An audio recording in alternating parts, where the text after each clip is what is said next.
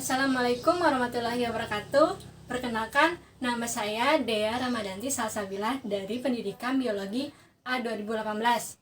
Di sini saya akan mempresentasikan hasil analisis artikel internasional dan artikel nasional.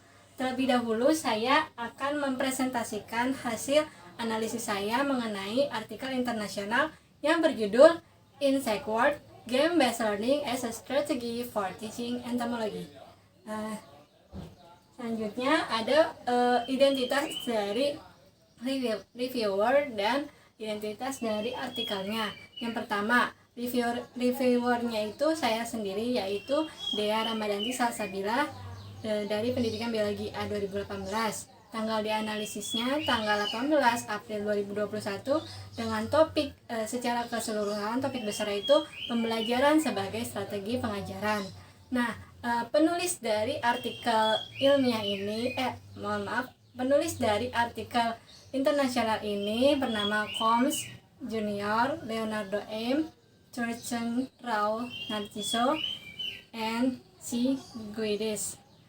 Bulan rilisnya artikel internasional ini tahun 2020 pada bulan April dan dengan judul Insect World Game-Based Learning as a Strategy for Teaching Entomology dengan volume 82 halaman 210 sampai 215.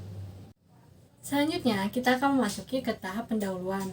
Permainan dapat diterapkan dalam berbagai bidang pendidikan karena dapat merangsang kerja dari suatu tim dalam kreativitas dan sebagai media dalam mengajar.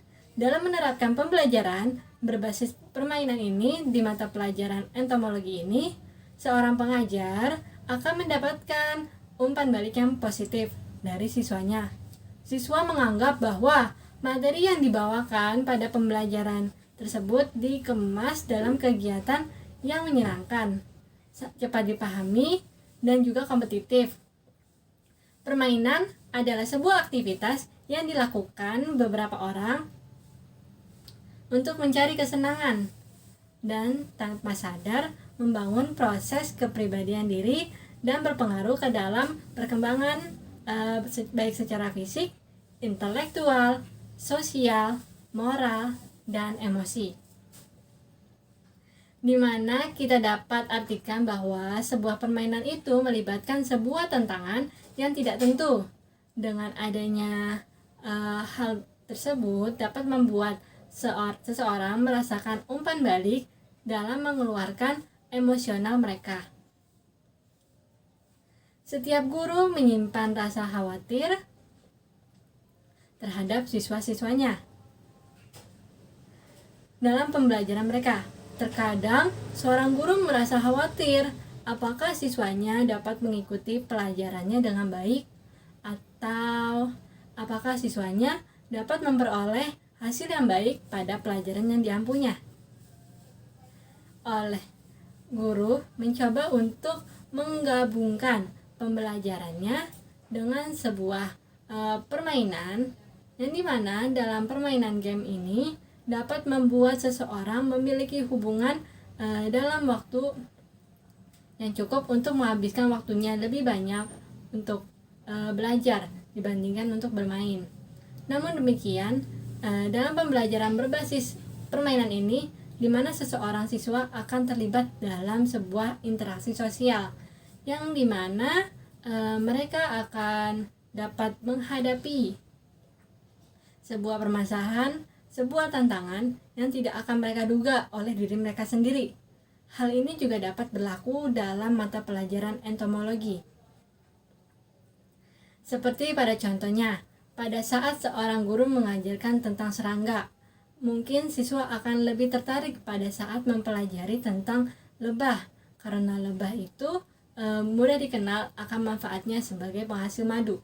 Namun sebaliknya, jika seorang guru mengajarkan tentang serangga seperti kecoa, maka mereka akan menganggap kecoa itu sebagai hewan yang jorok dan mereka yakin tidak dan bisa dipastikan mereka tidak begitu tertarik untuk mempelajarinya. Guru berharap permainan ini dapat dilakukan Guru berharap sebuah permainan ini dapat mengasimilasi materi ajar seperti pada konteks itu.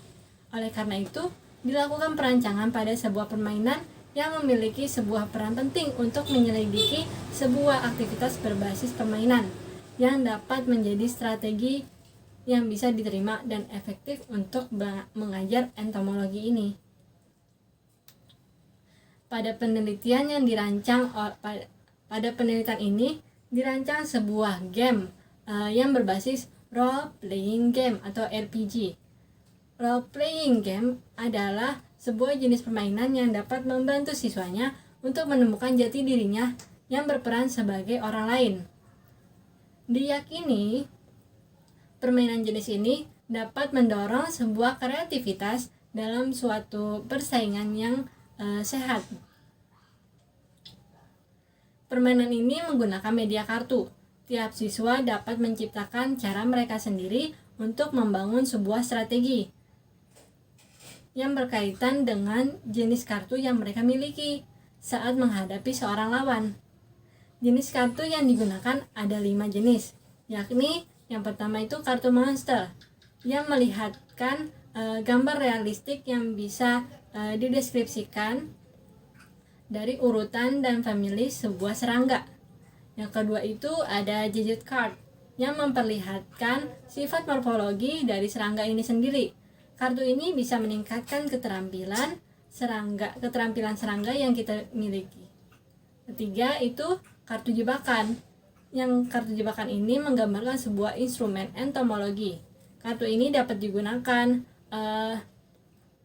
untuk menghancurkan, untuk membatalkan, untuk mencuri, dan untuk memblokir keterampilan yang dimiliki oleh kartu serangga lawan. Yang keempat itu ada kartu ritual yang berisi proses fisiologis pada serangga. Kartu ini dapat meningkatkan kekuatan mereka. Yang kelima itu ada place card. Kartu ini menggambarkan habitat serangga tertentu. Kartu ini memiliki kelebihan ataupun sebuah keuntungan bagi serangga itu sendiri. Kegiatan ini dikembangkan dengan menggunakan objek mahasiswa sarjana dan siswa yang sudah akrab dengan mata pelajaran entomologi dalam tingkat sekolah menengah.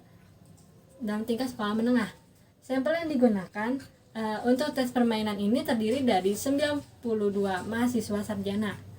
Mereka dipersilakan untuk membaca peraturan mainnya terlebih dahulu dan bermain membangun sendiri cara mereka dalam membangun sebuah strategi dan untuk menghadapi lawannya.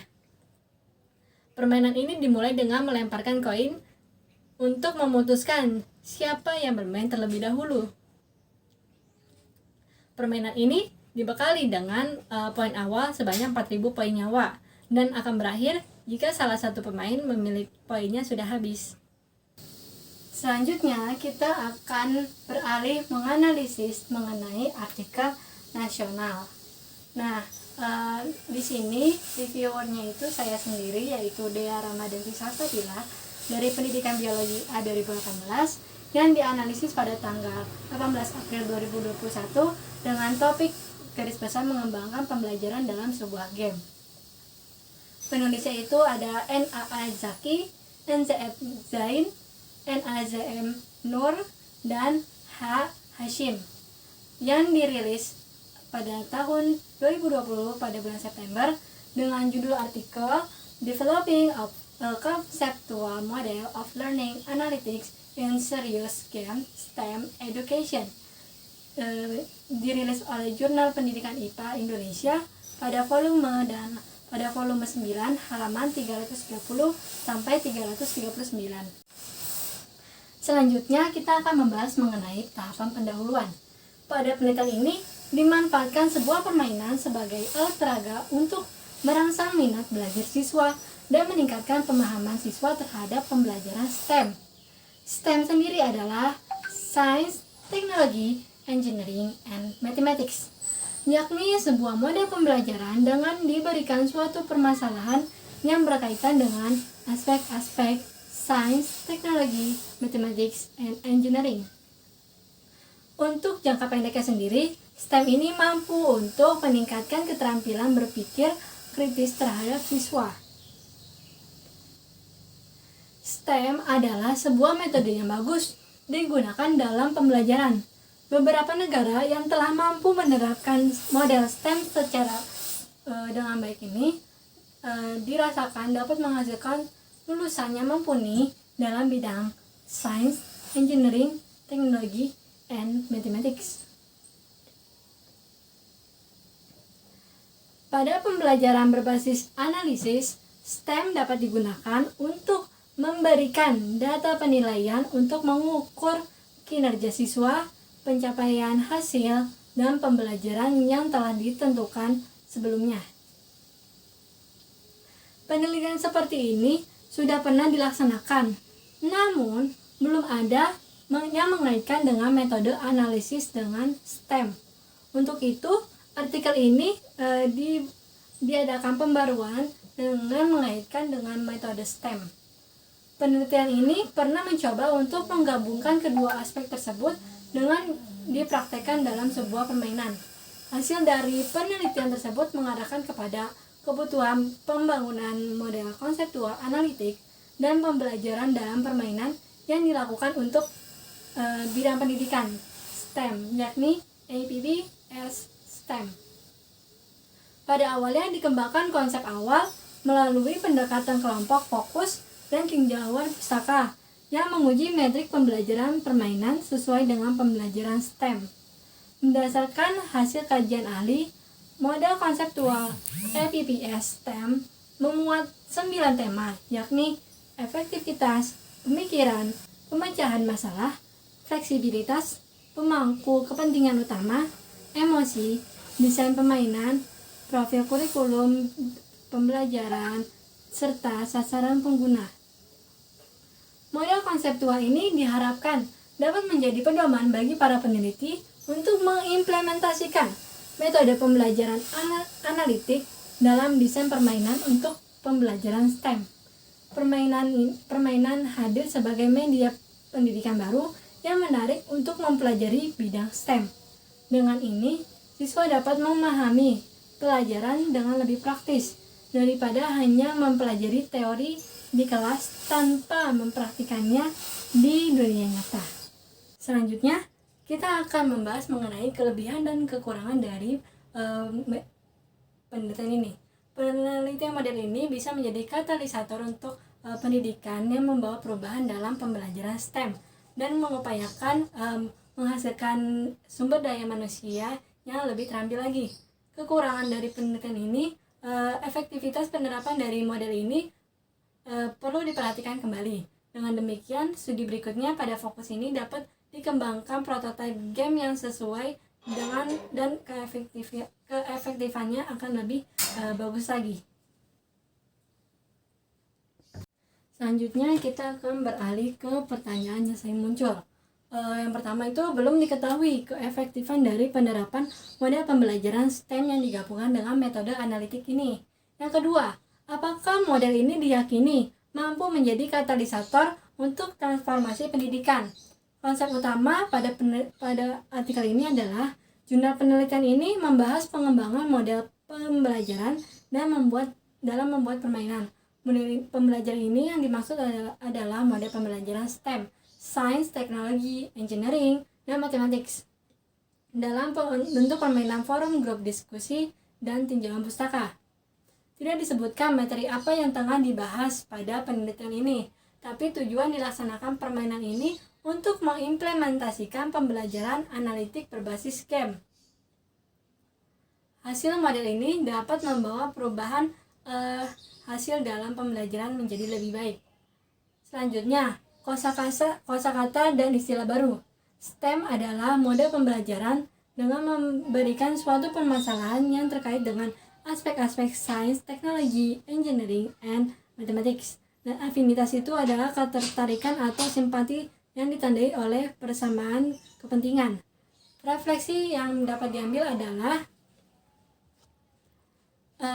setelah menganalisis artikel ini memberikan pengetahuan kepada saya bahwa pengimplementasian sebuah permainan dalam pembelajaran dibutuhkan kematangan konsep.